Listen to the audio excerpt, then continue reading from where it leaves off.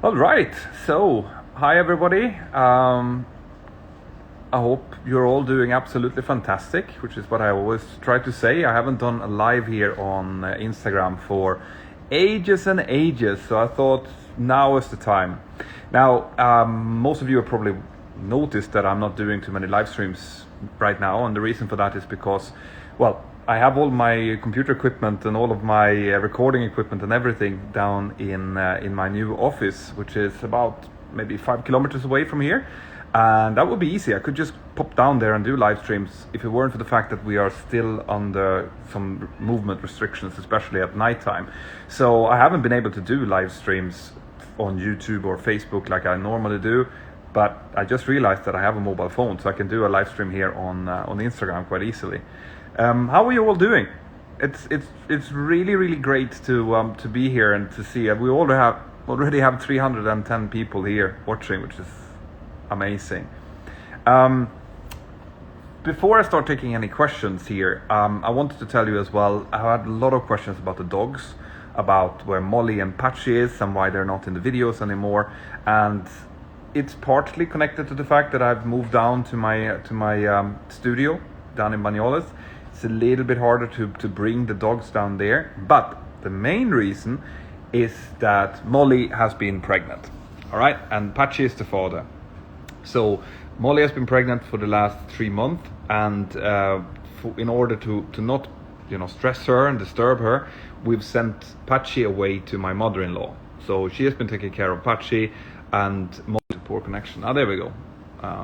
Right, that's my internet that's jumping in and out a little bit. But anyway, so Patchy is up in my mother-in-law's. Molly is here, and she's just given birth to 5 gorgeous little puppies. And if you're really nice, I'm going to show them to you, okay? But you have to stick around for that. Well, Molly, by the way, is here right now, checking out where the puppies are, which is over there. So, let's see. I see Robin 7 Marie is here. Great to have you here. Happy New Year. I hope everything will, I hope you'll get back to flying during 2021. I hope we all get back to flying during 2021. I think so. I think it's going to be a year of recovery. I think that we'll see a couple of dark months now up until April, May. But I think once the summer traffic starts moving again, it's very likely that, at least here in Europe, some people are going to get back to flying. And then as the vaccines are starting to be picked up by a lot of people, and we're starting to see a bit of herd immunity because of the vaccines, then we will start to see a proper recovery in the aviation business as well. And with that will come increases in training. It will come increases in new pilots being employed by airlines as well. So that's what I'm hoping for 2021 and 2022. Okay, so let's see. We've got some people, and there we have William. He doesn't know that I'm live. Well, now he does. Let's see if we get some questions here. Do you make money doing social media or actual flying now? That's a great question. I live off my social media at the moment. I am still employed, which I am really happy to say. I'm very lucky to be so. But we are on what we call furlough, which means that I get a little bit of money from the state when I'm not flying. And I'm only getting paid when I'm actually flying for my airline. And that is practically nothing at the moment. In fact, it's very little, because I at the moment are trying to give away my flights to my colleagues who needs it more than me. Very few have a secondary income stream like I do. So when I get flights on my roster, I try to fly maybe once a month to keep myself current. But apart from that, I give it away to people who needs to fly more than I do. And I'm going to continue to do that until things start picking up again. But yes, at the moment, my Patreons are a large income source for me and my family. So if you're out there now watching this and you are a patron, I want to say a special thank you to you. And apart from that, a little bit of income from Instagram. No, actually nothing from Instagram, but from YouTube. It's what's kind of driving things at the moment. But I'm very lucky to be able to do that. Okay, just came from Arlanda. You've been out flying. Good for you, man. Or let's see, might be a girl actually. I can't see from the picture. So TP More 14 is saying, please more videos in the simulator showing us how 737 procedures are doing. Yeah, I would love so.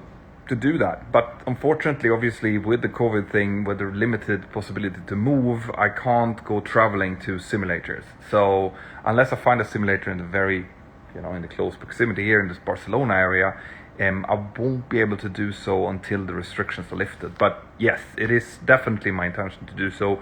I am working on potentially creating, I know I've been talking about this for years, but potentially creating a course for nervous flyers, and that will require me to do quite a lot of filming inside of simulators, showing how things are done in different phases of flight and what different noises are and things like that. And when I have a simulator, I will be doing more videos for you guys as well.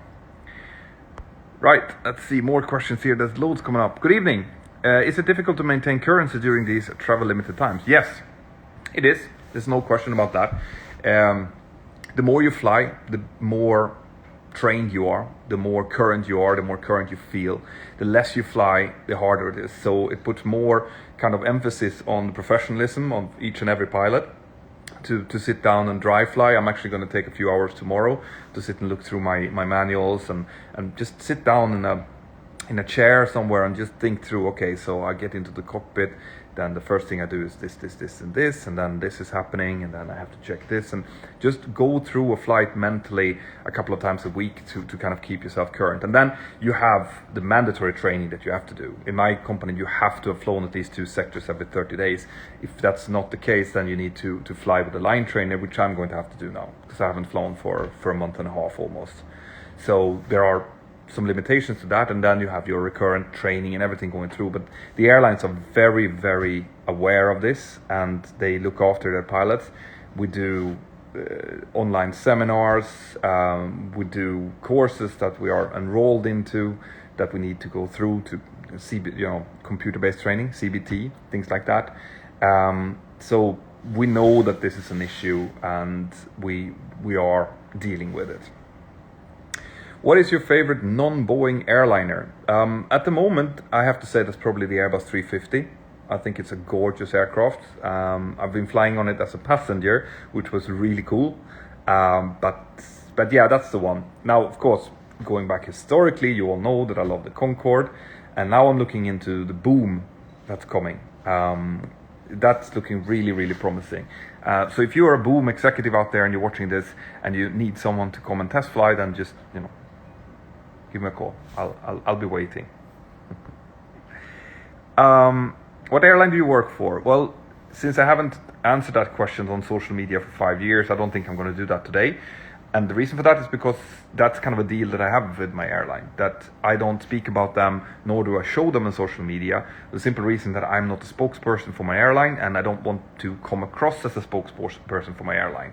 Now, it's not a secret who I fly for, easy to find out, but I don't talk about them. And that's something that I'm not going to do.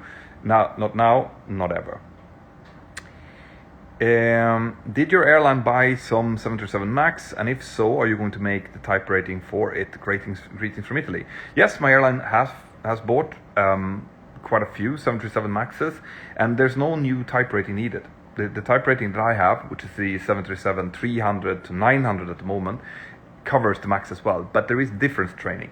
So this is one of the things that have come out from the ungrounding of the 737 MAX, is that all the pilots need to do both theoretical training, which is a CBT course, and then you need to do I think about a 2-hour flight in a simulator as well. So it's not a full type rating, but it is a difference training is how it's being construed, right? It's basically just showing what's different with the MAX compared to the next generation, and some emergency procedures and things like that to make people comfortable with it. And then I am really looking forward to fly the thing. I think that the MAX is going to be a great source of efficiency for primarily low-fare airlines, but all of the airlines that have picked it up. I think it's going to do a great job, and the confidence in it is going to is just going to rise from here. That's what I think anyway. Emre Khan, I'm a pilot for Turkish Airlines. Good for you, man. Great stuff. And let's see. Your thoughts on the future of aviation after the pandemic? Now, that's a big question to ask. So it's going to be a process to get back into profitability now. So what I think is going to happen is that, at least if I talk about Europe, this is going to happen in the same kind of way under the FAA as well in America and in Asia. But I think that the short to medium haul airlines are going to be the ones that rebounds the quickest. So as soon as, like I said, as soon as we start to get vaccines going and a large part of the population have gotten the vaccines, the confidence will start to return. And it's going to start returning on the domestic market first, and then the short, medium, kind of inter-European flights. So airlines that are highly pitched towards those kind of markets are going to be able to rebound passenger volume-wise fairly quickly. Now, the problem here is that in order to get people back flying, there's going to have to be incentives, and those incentives are going to be prices. So what you're going to see is a drop in prices driven by the airlines to try to get people back to flying. This means that even though the airlines might get the volume up, they won't get the profits up. The yield is not going to rise. So even if we see a kind of return to, maybe 85% of the passenger numbers we had back in 2019 during 2021, the yield is not going to be even close to that. So the airlines are still going to be struggling, because if some of the airlines are lowering the prices, even the airlines that that cannot really afford to lower the prices are going to have to do so in order to compete for market share. So 2021 is going to be a rough year for the airlines, even the ones that start getting passengers back. But once the passengers are back and people are starting to see that, actually I can travel and restrictions are under control and there's no quarantines anywhere, well, then what's going to happen next is that the long haul business is going to come back. But that's going to take a while, both because there's going to be some restrictions still between countries and different parts of the world that's going to restrict people from flying. But apart from that, it's also, they are the ones that have been worst hit. That's the kind of traveling that costs the most money, and it's where people are going to be less, it's going to take longer to get the confidence back, basically. So while I think that short to medium haul is going to be rebounding maybe in 2021-22, I think we'll probably see a rebound second half of 2022 to 2023 for the long haul flights, and then we're going to start to see a new aviation business picking up. And I think that the players that have managed to survive this and have trimmed down their organizations and their cost bases during this, once the passengers are coming back and starting to pay properly for the tickets again, they are going to start raking in some real profits. So it's going to be a hard couple of years going forward, but then toward 2023, 2024, we're going to see some proper profits coming back to the airline business. So it's going to be complicated, and it's going to be rough, and there's going to still be people losing their jobs, and there's still going to be airlines going into bankruptcy the next 2 years or so. But the strong airlines are still going to be there, and they are going to be requiring people, because as they grab market share, they will increase in size. And in order to increase in size, they're going to need to employ pilots, cabin crew, engineers, all of that. So there will be an uptick in the industry. And I think we're going to start to see more and more positive signs during this year. So, nice long answer to a short question. When did you start your aviation career? I started back in, 1998. I started taking my licenses. I was done in 2020. In 2000. 2020. I was done in 2000. I got my first job after my military training in 2002, and here I am 18 years later, 19 soon. What is your take on the Bombardier Global 7500 and the Airbus Air A220? I don't know too much about the Bombardier Global 7500. When it comes to private jets and stuff now, I don't know, maybe that is a small passenger aircraft, actually, I think it is, but I don't know much about it, as you can see. Now the Airbus 220 I absolutely love. I think that is a brilliant little machine. I would love to fly it myself.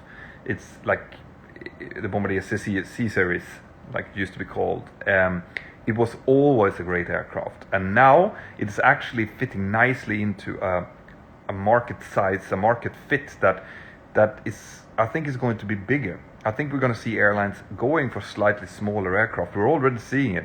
And if you're following my website, mentorpilot.com, you would have seen that we've written quite a few articles about that. The fact that Air France are actually thinking about going over towards the Airbus 220 completely for the short to medium haul. And Baltic have, of course, already done it. They're only on the Airbus 220. And I think it's a brilliant little aircraft. So, I'm all for it. Robin Marie thought something was funny. That's great. Let's see. What do you think about the U.S. aviation industry situation? Is that on the fastest on recovery? The U.S. Let's see. Now I don't see myself anymore. Anyway, the U.S. market is going to recover fairly quickly, both because it's such a huge economical machine, but also because it's gotten a lot of help from the American government. So whenever that happens, then like an industry that gets help from the government is going to recover quicker. There's no question about that. And I also think that there is a demand that needs to be met in America. Marek Drinan, 55. Hi Petter, I'm a low hour pilot. Do you have any recommendations on how I can keep on top of my skills? Thank you. Yeah. So you need to, especially now in the beginning, if you have all of your licenses and if you've done your APS MCC, which I hope that you have, you need to be in contact with your ATO, your flight school that you've done your training with, and you should be asking them to give you support. Okay, you need to get into a simulator or up into the air at least every 3 months. That's an absolute minimum requirement to keep yourself current. But in between that, you need to connect with your friends from flight school.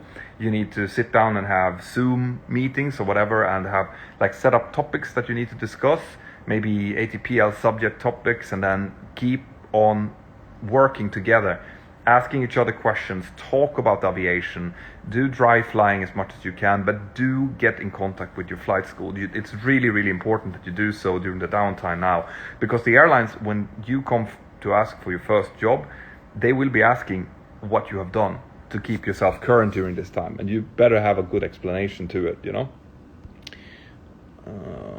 Okay, let's see. It looks like it thinks that I'm going to be commenting here, which I'm of course not going to be. There we go. Okay, let's see. So there's loads of questions coming up here. Let's see. I'm not used to this type of live stream yet, guys. So just bear with me. Okay, here we go. So, how dangerous is cosmic radiation? Cosmic radiation is not good. That's why it's being constantly monitored by all airlines out there. So everyone that works in a flying role, be it cabin crew or pilots, are constantly being monitored for their exposure to cosmic radiation.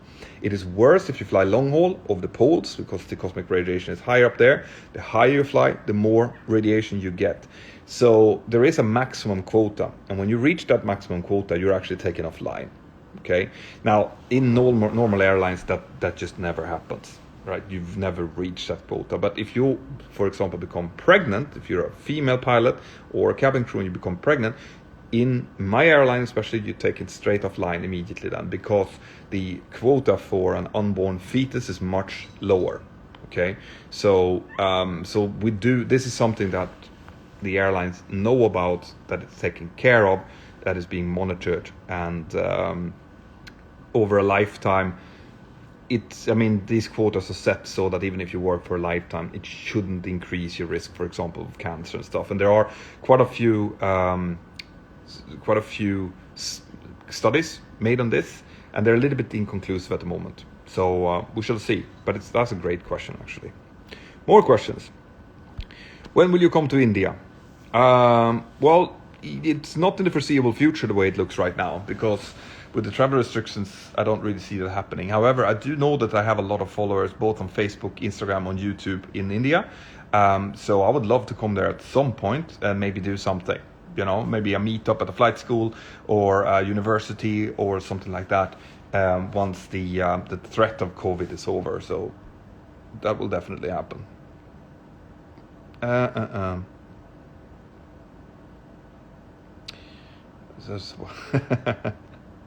Do you fly for KLM? No, I do not. Okay, here's a Swedish question. Hur var din jul? That's how was your Christmas? It was great.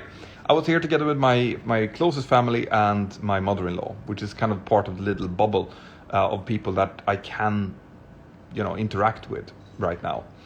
I was supposed to. We had already our tickets planned to go up to Sweden to our little house that we have there, my family that we have there. But things are not going the right way in Sweden with COVID, so we decided quite early that we were going to stay at home. And that's what we have. So it's been a very, very different Christmas. I always celebrate Christmas together with my family up in Sweden, but it wasn't possible. And it was nice to celebrate it here in a Spanish way as well, actually. More questions.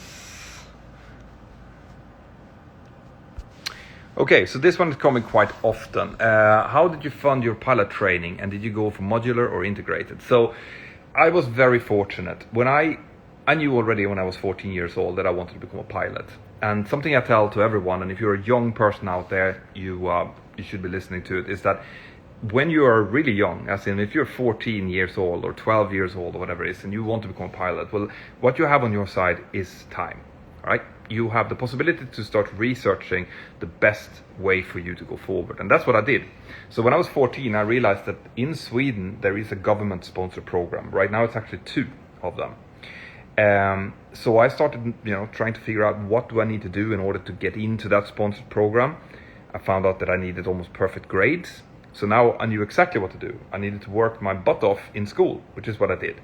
So I went from being a mediocre student to a top student within about 2 years, just by pure willpower and hard work. And then I got the chance to go for the tests to get into this government-sponsored school. I was really nervous. I did not do a particularly good job, but I did a good enough job to be accepted into that school. So I actually got all of my licenses paid for by the Swedish state, which is an amazing thing, and it's something that I will be forever grateful to. So that was an integrated program, and it's run right now by OSM Flight Academy in Stockholm and in Västerås, and they are in Oslo as well. Right now there's also a government-sponsored program in Lund University in Sweden, so there are 2 of them. But that's the way that I went through it. And of course I know that that's not open for everyone, but that's what I keep telling people. Look for things. There are these ones. I think there is one in Finland. I know that there is one in France. There are all sorts of grants that you can look for as well to help you fund it.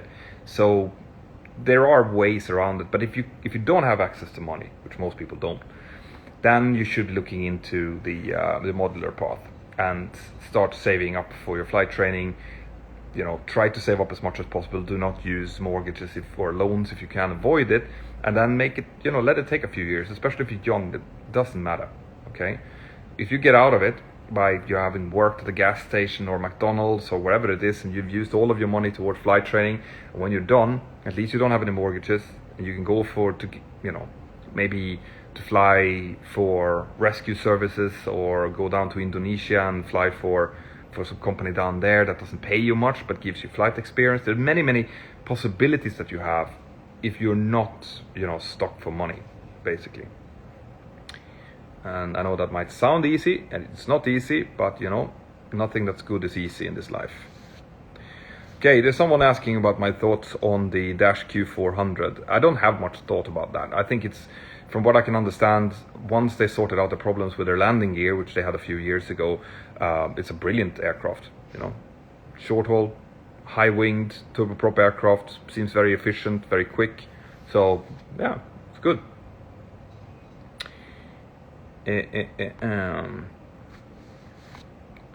Okay, there's a lot of questions about the 737 MAX here. Now, another thing that I promised my airline not to do is to talk too much about the MAX, and that's just because I am going to be flying it. I am a captain and a training captain on it, so that kind of information about how the MAX was rectified and what kind of differences or changes that did to it, it's readily available everywhere.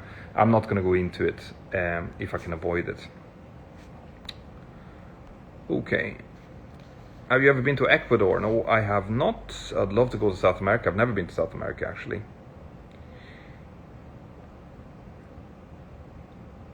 Would would you rather fly the Max or the NG? Doesn't matter to me. I would love to try the Max. You know, I've flown the NG for 18 years now. It would be nice with a change. So, you know, if someone gives me a Max, I'll fly it, definitely. Is mathematics very important to be a pilot? It is and it isn't. Okay, you need to understand mathematics. You need to master mathematics to a certain degree in order to get through your ATPL training. You know, to do the navigation part of it, to do your IFR training. There is some fairly easy mathematics involved. Do you need to, you know, be a high-level mathematician? Do you need to go to like university-level mathematics? No, you do not. But you need to master the kind of, you know, upper middle school mathematics. You need to understand it. That's what I try to tell people. No one is expecting you to be able to, you know, do like really high level calculations, and that's not what we do. We do fairly easy calculations, but you have to do them fairly quickly, and you need to understand the logic behind them. So mathematics and physics is important in order to understand what it is that you're doing, but that's about it. Okay, more questions coming up.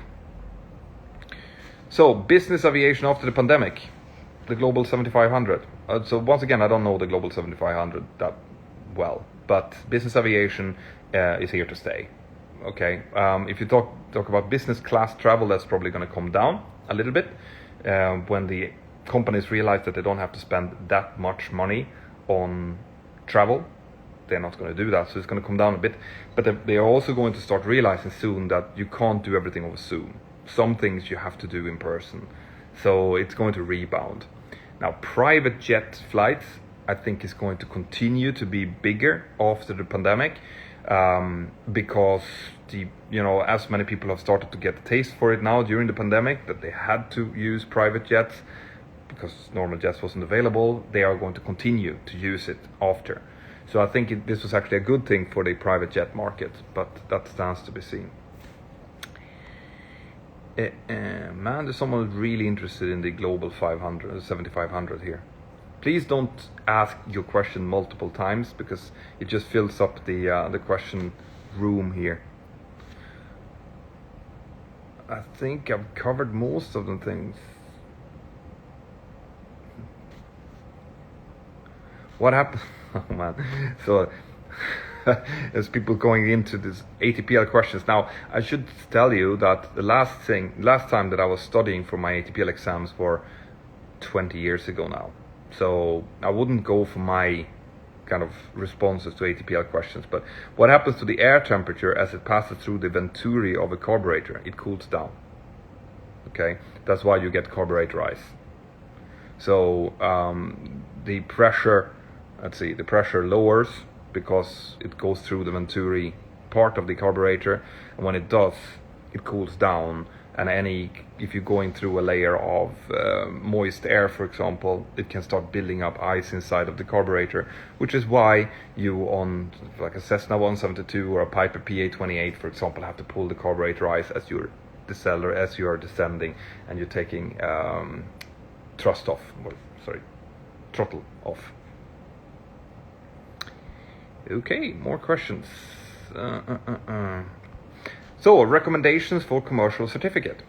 So as you all know, I have started up a new organization together with Mr. Andy O'Shea. We call the Airline Pilot Club, and if you go to theairlinepilotclub.com, you'll find that that's an organization that we put in place solely to help people on their way towards becoming a pilot. All right, to answer questions, to help you make sure that you have what it takes to become a pilot in the first place. You have to do the indicative assessment for that. And then we are teaming up with flight schools all over the world to give you access and give you kind of advice on which flight schools to use that we have actually checked out to have a high quality. So instead of me sitting here giving you that advice, go to theairlinepilotclub.com. Sign yourself up. It's free to sign up. You'll get access to a Discord server where you can ask questions like this. But I highly recommend you to go and take the indicative assessment. Right? Do that because it's going to teach you a lot of things about yourself. and it's going to tell you whether or not we think that you are ready to go for flight training right now, or if there's part of your personality that needs to be improved. And if that's the case, you become a member and we help you to improve it. Okay, so that's what I would recommend. Okay, so hi Peter. It's actually Petter, 2 T's. Which languages do you speak? So I speak Swedish. With Swedish comes, that I can kind of understand Norwegian, a little bit of Danish as well. I speak obviously English fluently, and I've started to speak a bit of Spanish, but I should really speak much better Spanish after being here so long time. But kind of rudimentary, I can survive. I won't starve to death Spanish. I can do, and yeah, that's about it. I was actually studying French a little bit as well, but I don't remember anything of that. So, and I'm starting to understand Catalan, but I don't speak it. My kids, though, they speak 4 languages almost fluently. Let's see, what's this? Would it be possible to edit in-cockpit warning voicing in cycling YouTube videos? Would it be possible to edit in-cockpit warning voicing in cycling YouTube videos? I guess so. I mean, you just have to get the warning sounds and then edit them onto your cycling videos. I don't know what you're going to use them for, but that would be perfectly doable.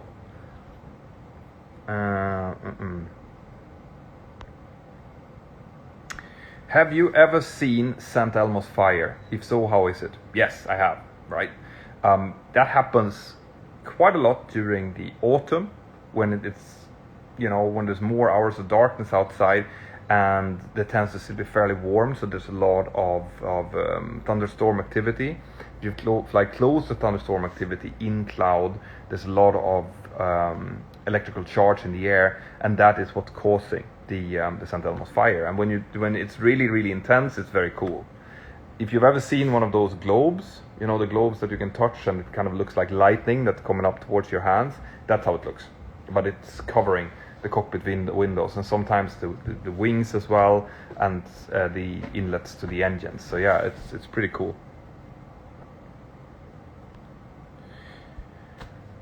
Can I be a pilot if I have asthma? Depends a little bit. So this is medical questions, and as a rule, I don't answer medical questions because I am not an aeromedical examiner. I know that part of getting your class 1 is going to be a breathing test, as in you blow into a tube and it shows how much breathing volume you have, and it has to be within a certain kind of spectrum. So it is likely that severe asthma is going to get you, be a problem for you. But exactly at what level, I can't tell you. So what I always tell people who have medical questions is that just ask your closest AME. The only thing you need to do is sit down in front of a computer, take Google up, write in AME and your city, and you're going to get a list of aeromedical examiners in your town. There's almost always one in every town, and they're going to have a phone number. You can call them, and then they can give you some proper advice. And if it's something that's tricky, a medical condition that they haven't heard of, for example, they might refer you to an aeromedical center, which there tend to be one in each country. So then you can go there and you can contact them.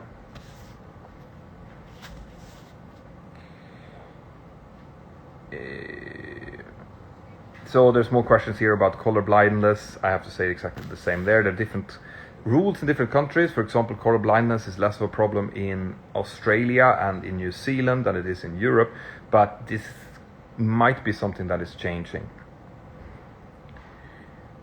What is your favorite airport in Europe? I don't really have one, to be honest. My favorite airports tends to be airports that are reasonably easy to fly into with very good air traffic control.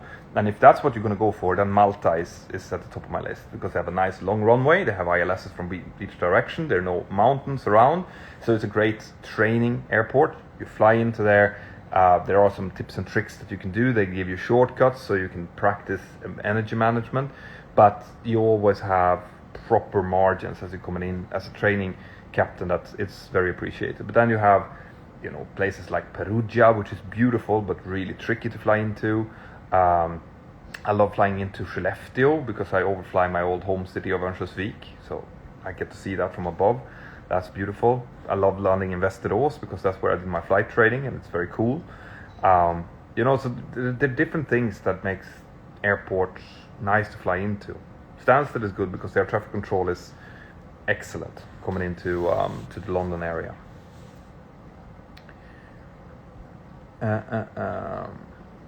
So Chasa, I see you're spamming with the same question over and over. Please don't do that.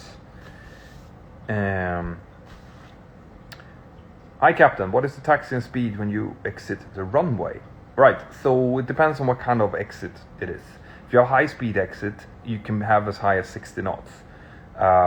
Generally, the high-speed exits, which are the ones that have a kind of gentle turn-off, is 45 knots.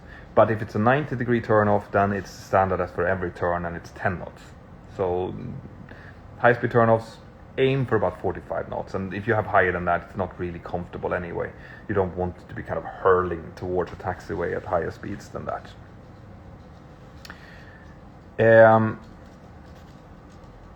Okay, so more questions. Pilot Rohan is also spamming with questions. Don't do that, please. I'm 160 centimeters. Can I become a 737 pilot? That's on the shorter side. I do think so. But when it comes to people that are very kind of short, you might have to do what's called a functional test, which is that you have to actually go and sit in a cockpit and see that you can both reach the rudder pedals and look over the dashboard. So 160 centimeters is on the low end, but I do think that it's still possible. But you might have to go into a simulator, and actually check it out. All right, let's try something else here. I see that there are people here who want to join. Maybe there are some questions. We can have a look. So let's see.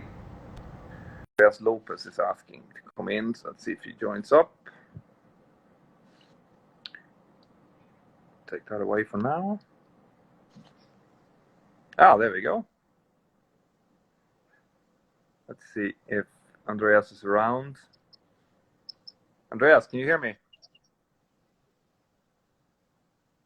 Okay, so this doesn't seem to work very well.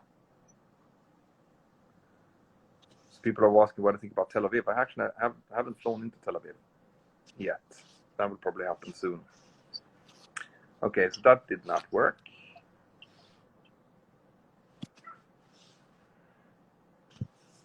Take some more questions instead here. Actually, I love to. I mean, I don't know why Facebook and YouTube doesn't have these kind of functionalities. I love doing live streams this way. It's great. Favorite thing about Stansted Airport? Gear up. No, Stansted Airport is great. Like there's always been issues with going to Stansted Airport. Back in the day, the ground handling tended to be a bit so-and-so because just of lack of personnel, really. So you could have enormous on-ground delays where people just wouldn't turn up, you know. But the best thing with Stansted Airport is the air traffic control. They're brilliant, as in absolutely brilliant. It's actually a quite well-built airport as well. The taxiway system and stuff is easy to understand and use. So that's good.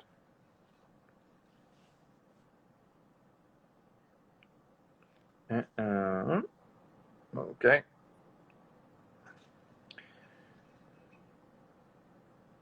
How many years does it take to get the destination you want in an airline? So as in the position that you want in an airline, that depends on what position that is. So, you know, and also there's no kind of like set rule for how long it takes to reach a position.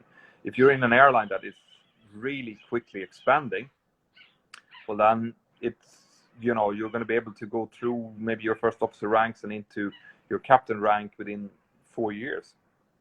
If you're in an airline that is not recruiting, but it's not expanding, then it can take 15 years to become a captain. And there are certain positions that you will never get. Like if your goal is to become a chief pilot in an airline, there's only one of those, and that might take forever before you even have a chance to get there. So it depends about what kind of position you're after and what airline that you're in, really.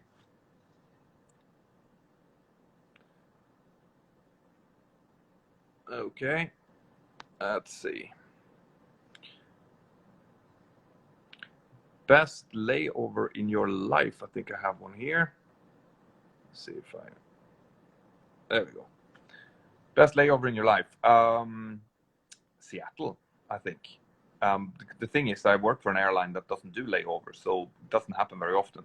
I only do layovers really when I go for the simulator as an instructor, and that's not really sexy. But I did do a delivery flight once, so that meant that I was in Seattle for a few days before we got the brand new aircraft to fly it back, and that was really cool. I really, really loved that.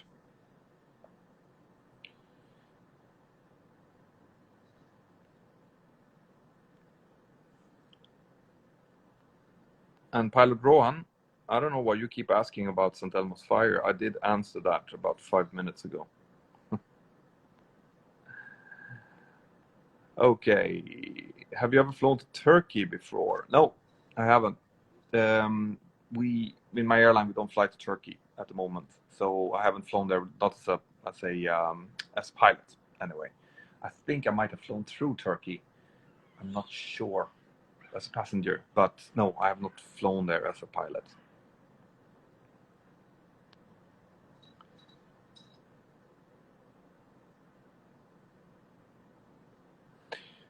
This is interesting. How much influence does a young pilot have over where they are positioned? Well, a little bit, but very little. So you obviously have the possibility to apply for an airline that have bases in the places that you want to be. So in that way, you can kind of control it a little bit. But if you're applying for an airline that have multiple bases and you're coming in as the most junior crew member, obviously you're not going to have the first pick. Like, seniority generally dictates who gets what place. So they will train you, and then they will tell you that, listen, we have bases available in here and here and here. Choose one. And that's it. And then you can start applying for a specific base. And as you build seniority and you stay in the airline and you do a good job, then eventually there will be positions opening up. And if you tend to be the most senior one, then you'll get that position. So it's a matter of working your way to where you want to stay. And that's it. And then a further complication to that is that, it's a possibility that you might have to change base again when you become a captain. So this is depending on what airline you have and what kind of deals you have. But it's tricky. It's one of the downsides of being a pilot is that you might not be able to control where you can live. So, like, I have a lot of friends from where I'm from Örnsköldsvik, who couldn't think about going and living anywhere else than in Örnsköldsvik. But of course, if you're a pilot, you will not be able to live in Örnsköldsvik because there's no jobs there. So there are downsides to this, and where you're going to live, that is definitely one of those. All right, guys. I wasn't really expecting to do such a long live. I just wanted to check out how you guys were doing. But before, I promised you that I was going to show the puppies. I don't want to scare Molly here, but wait a second.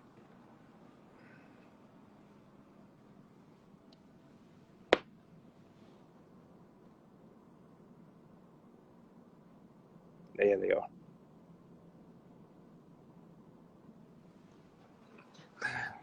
They're very small. They're only less than a week, and they don't open their eyes until they have like 10 days. So right now the only thing they do is eat and sleep, and Molly is watching over them like a hawk. So that's why, definitely why she is not in any of my videos. So that's about it, guys. Continue to follow me here on Instagram, obviously. I hope that you're following me on Twitter, by the way, as well. Just search for Mentor Pilot, because what I'm doing right now is that we're working on creating a lot of news on mentorpilot.com, which I'm hoping that you're all checking out, by the way. And I do these reaction videos as well. So when something happens in the aviation world, if I think that's interesting enough, then I might make a video about it. But in order for that to happen, I need to know that it is happening. So the best way to let me know is either to contact me in the app, Mentor Aviation app, or in the Discord server, which is open to everyone, or on Twitter. All right, because I check Twitter now and then, and anytime anything happens, you just have to tag me, Mentor Pilot, on there. That's really appreciated. But that's it. Having said that, I hope you're all doing absolutely fantastic. I hope that you have had a Merry Christmas, and that you'll have a very happy 2021, and that you continue to follow the channel. Take care of yourself, and bye bye.